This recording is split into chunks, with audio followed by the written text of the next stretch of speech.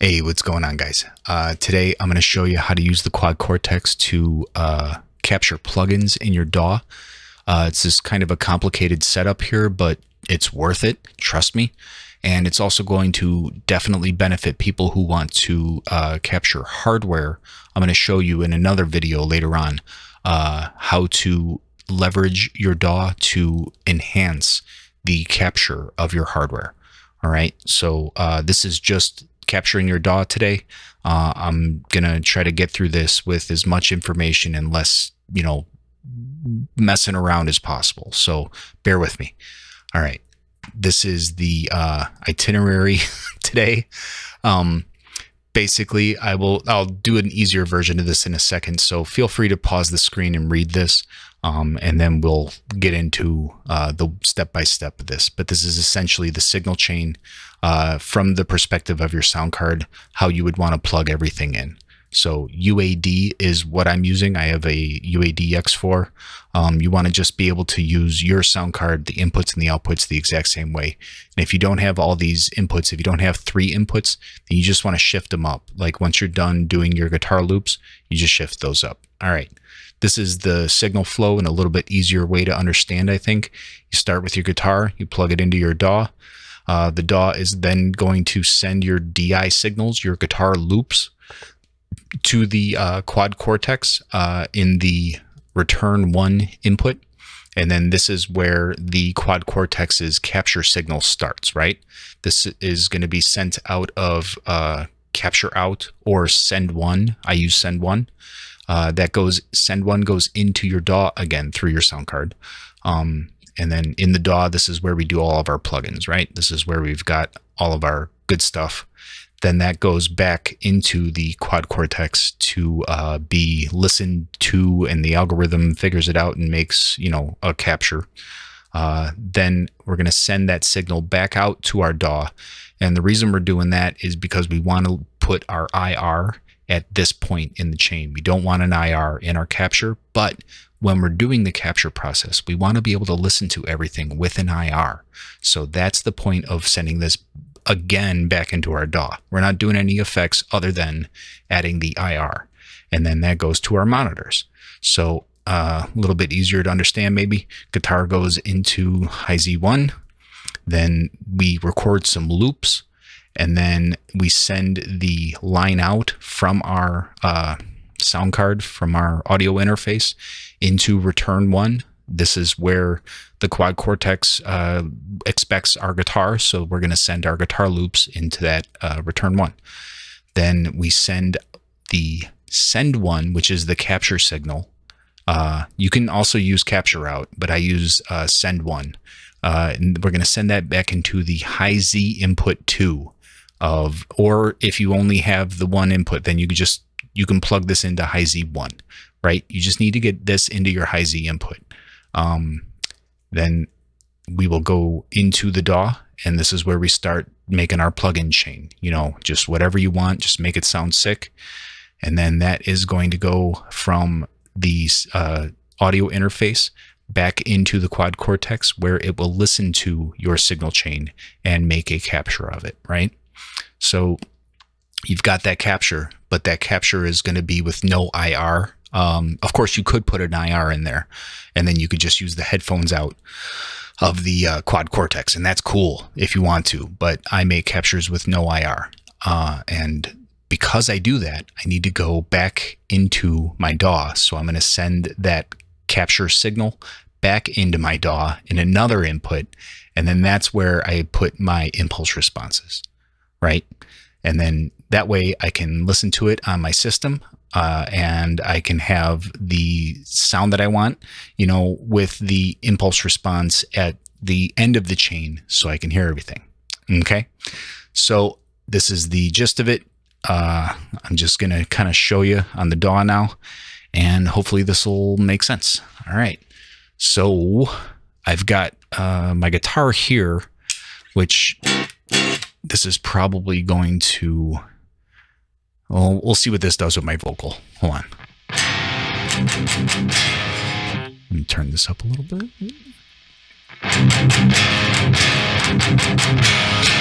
Right? So my signal chain, right?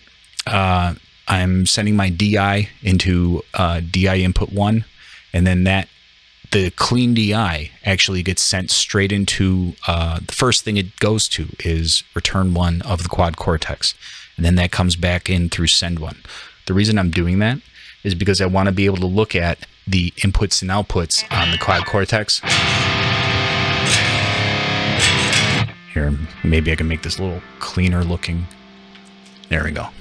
All right, so I'm looking at the input and output of the capture.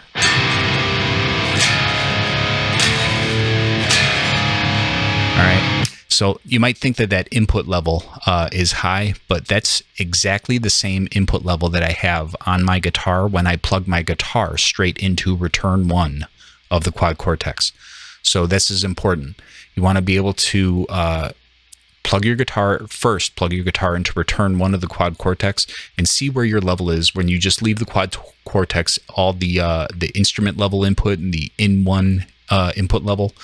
Leave both of those at 0 and just look at where your guitar comes, you know, when you start strumming, just where does that level out?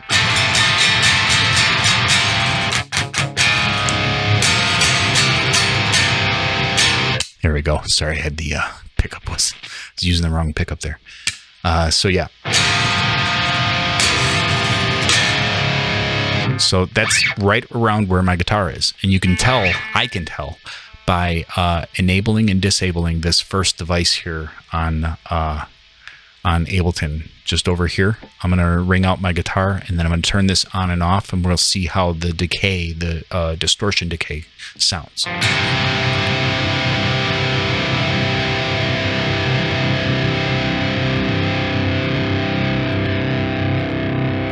So nice and even.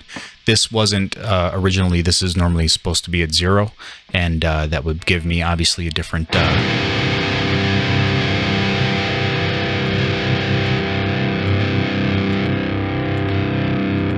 right? So it's all about making sure that that gain is the same. I hope this makes sense to people.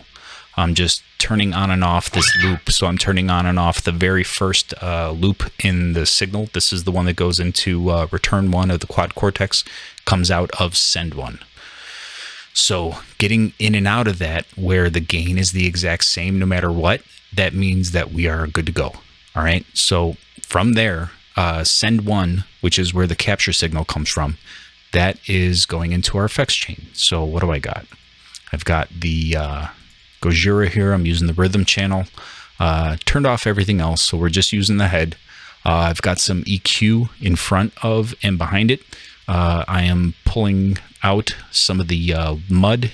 I'm also pulling out a little bit more here in the 200s, and I'm adding a big, you know, change here, the boost here in the highs. And so just to kind of give you an example, I think I set this up on a macro.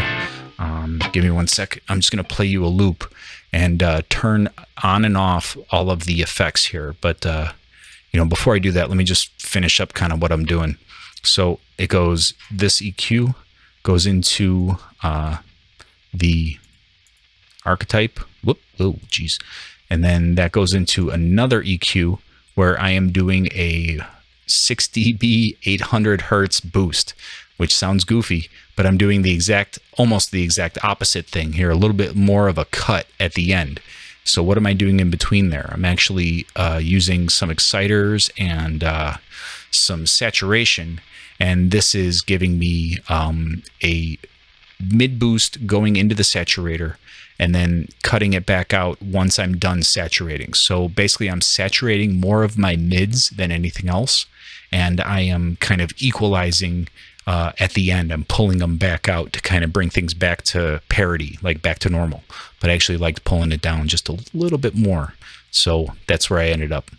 All right, so just to show you an A-B of what that guitar tone is like, where it's going to be just the head and then with all these effects. So check it out. This is, I'll just play a loop here. All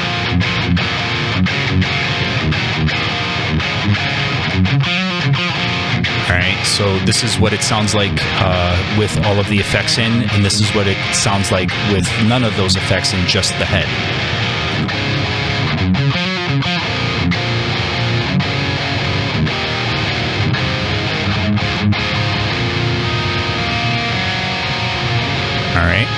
So, hold on.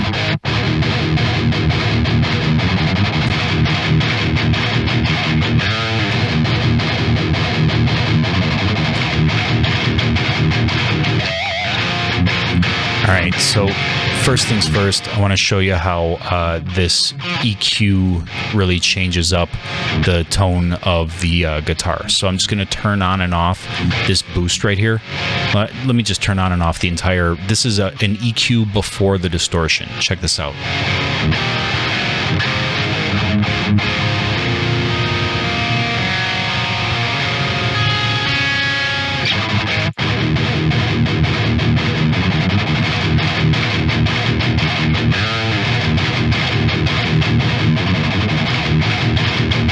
All right, so that alone, you can tell. I mean, I'm really going for it with this 13, but I think I was just playing around with it, and I went maybe I went a little too crazy. Let's pull it back a little bit.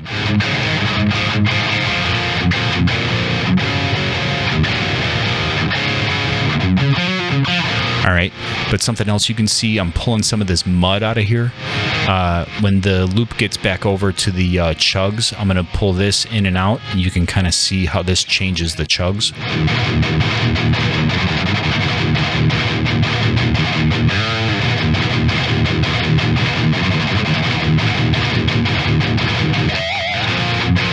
So maybe if you're wearing headphones, you can hear that, just how it tightens up the low end. So that's the gist of that. Then, like I said, I'm doing that boosty, cutty thingy with some enhancement in between. This is a pretty awesome kind of it's like an oral exciter, if you remember those, the BBE exciters, you know, and whatever those things are. Old school metal stuff, if you know, you know. But yeah, these things just add a little bit of extra flavor and grit to the, like a post EQ. It's basically a post EQ, but just a little bit more exciting. So take that in and out.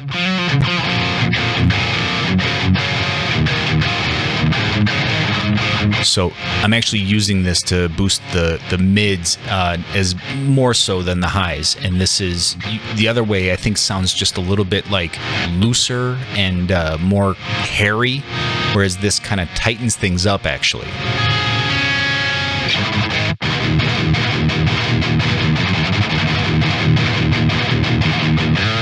So I like this sound better. That's why I did it. Next, True Iron. I'm doing some, basically just some saturation. Check out the difference. That's without. And that's with.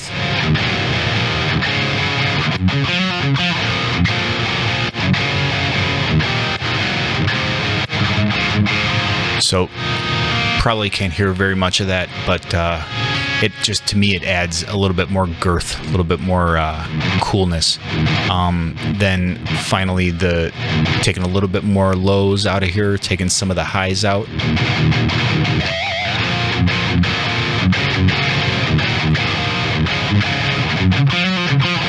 So I like that.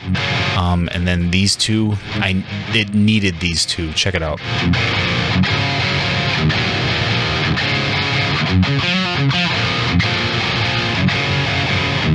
Yeah. Once you hear that, you can't unhear it.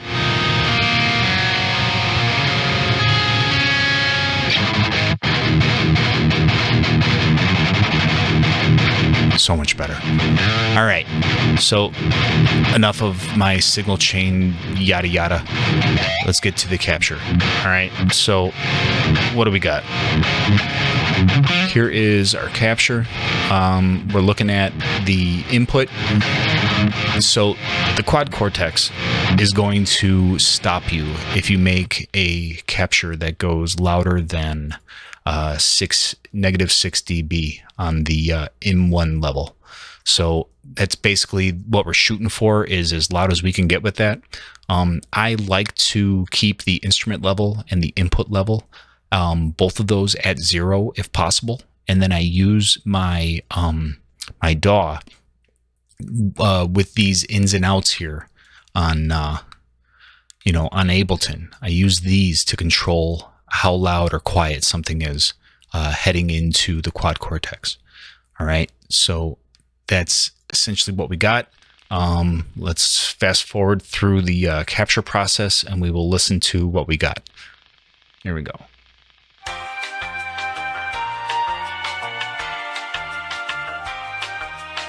All right, so there's the capture. Let's listen to some chugs and A-B between the two of them.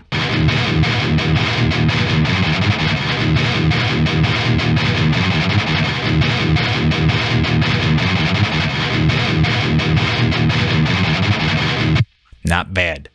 All right, so I'm going to save this guy down real quick, a little bit more of a fast forward. All right, so that will be available on the cloud. And let me see. There was something else I did want to talk about here. Basic idea of latency causing problems. So, and other gain staging stuff causing problems before I say goodbye here. We got a couple of things to think about with why this stuff is coming out weird for some people. One thing I noticed was that if I use a long latency, like I'm trying to stack a fuck ton of plugins and just go crazy, I tried to use a long latency and that screwed it up. That made it so that everything was quiet, like a low gain. I'd make this crazy high gain signal and it would just come out low gain and shitty sounding. So that sucked. Other things like this boost here where I'm boosting and then making some other changes to the signal before it gets sent in.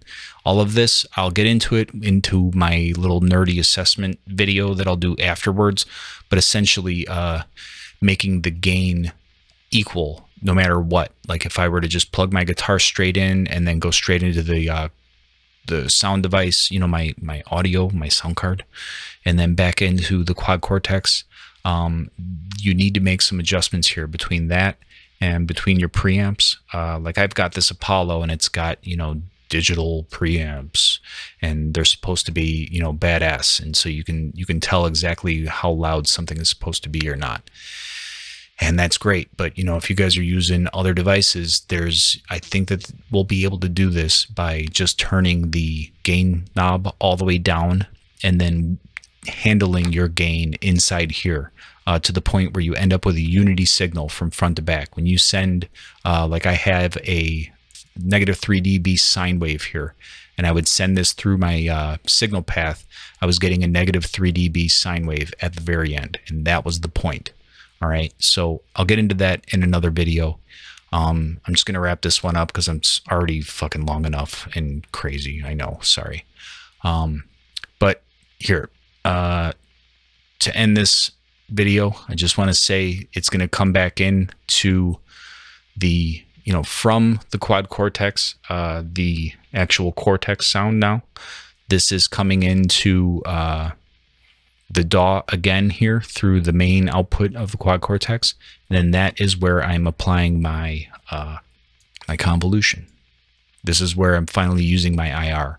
So you can see even while we were on that on the Quad Cortex screen, like if I just hit start from scratch here, skip diagram, here we go. I should put that on screen, right?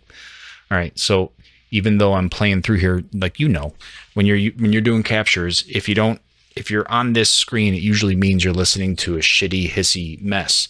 But since I'm sending it back into my DAW, that's why you can hear this and it sounds, it sounds like a regular guitar. It's because I've got the impulse response afterwards, right? So that's nice. Now, there's something else I want to show you, and that is my preset here. So I'm going to get out of this, and we're going to get into this gain tester.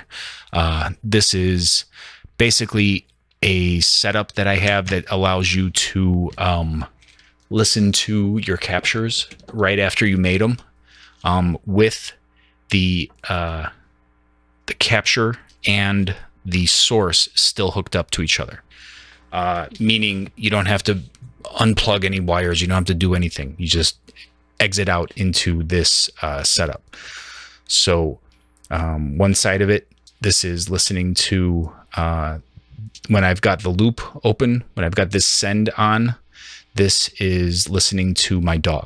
And then when I set it here, I am listening to my captures. So now I'm going to enable this capture to be, I got to change the device. I got to change it to the one we just made. So give me 1 sec. Okay, cool. All right. So now I'm going to play some music again.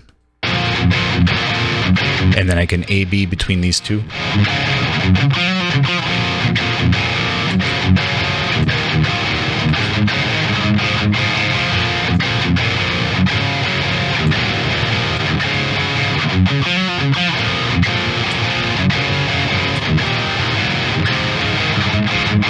So you can see, I mean, it's about as close as it gets to being able to jump in and out of this stuff without worrying about, you know, unplugging wires and then plugging them back in and then getting back to your settings and all that. So tell you what, I'm going to make this Ableton Live set available. I'm also going to make the Jay-Z Gain Test 1 preset available. And you can hopefully kind of catch on to what I'm doing in this video, and hopefully this will help you get into this stuff on your own. If you have any questions, you know, of course, please feel free to leave them in the comments below, and I'll do my best to answer them. There's some more. There's a lot more. So I'm going to make some other videos. Like I'll explain what this is all about. This little, this extra splitter with the gate thing. I'll talk about that some other time. All right. So yeah. All right. Cool. Thanks guys. Let me know what you think of this video in the comments below. Take it easy.